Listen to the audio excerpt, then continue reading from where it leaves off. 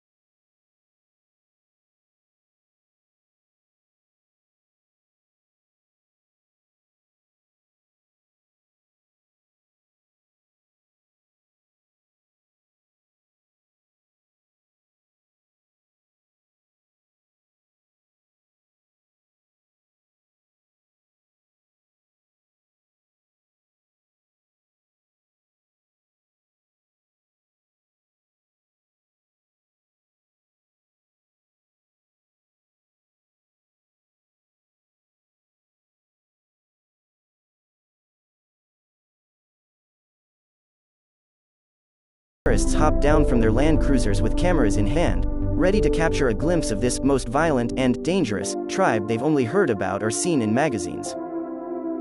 The women know to have their lip plates firmly emplaced before the tourists arrive, but they also go a step further.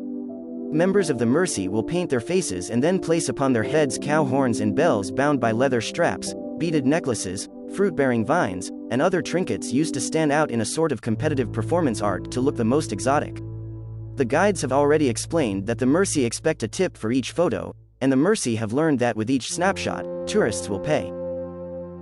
During times of hardship, particularly when there's a drought or lack of tourism to Ethiopia from the pandemic, interactions can become somewhat aggressive as members of the Mursi fight to optimize sales from unknowing tourists. This aggression deters otherwise paying visitors from staying at these sites for too long, ensuing in a cycle in which the Mursi must compete amongst each other, resulting in more elaborate headgear, and rush the vehicles that pull up to these roadside villages. After a photo session, Mursi women will attempt to sell unused, painted lip plates and training gauges made from clay. Tourists are generally happy to pay, but some visitors believe they are experiencing authentic Mursi life, full of desperate tribespeople seeking to sell their images or lip gauges in exchange for a few birr, the currency of Ethiopia.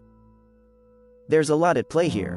While lip plate gauges are absolutely a staple of Mursi culture, they are not worn at home unless there is a Mursi-specific ceremony or celebration. The truth is that the Mursi do not dress this way when they're at home and when no visitors are around. They do not wear cattle horns or elaborate face paint when preparing food or tending to their children. These decorative headdresses are not even used in their private ceremonies. And there are hundreds of Mursi people living miles from these outposts who neither know nor care about foreign visitors. Over the years, the Mursi have learned that if they participate in this sort of gimmick, tourists will give them money. They can then afford things they cannot harvest or manufacture themselves, like medicine, specialized tools, and weapons and ammunition. The money collected by the Mursi at the front of the house is dispersed through the immediate community, used to purchase items needed in the face of agricultural decline or drought. Much of this money never reaches the heart of a community that numbers approximately 11,000 people. The majority of the members of this group live deep in the Ethiopian bush, busy raising cattle, growing fields of sorghum, and practicing dinga fighting. There's a litany of travel magazines with glossy images of the Mursi smiling with exotic horns, bones, and foliage hanging from their heads, ears, and around their necks. But all of these photos were taken at a tourist village subtly operating like a roadside attraction. So if you ever find your way to Mursi land, just know there's more to the story, but you have to go deep into the Mursi land to find the truth. Please like this video and subscribe to our channel for more dark, strange, and mysterious stories that actually happened around the world.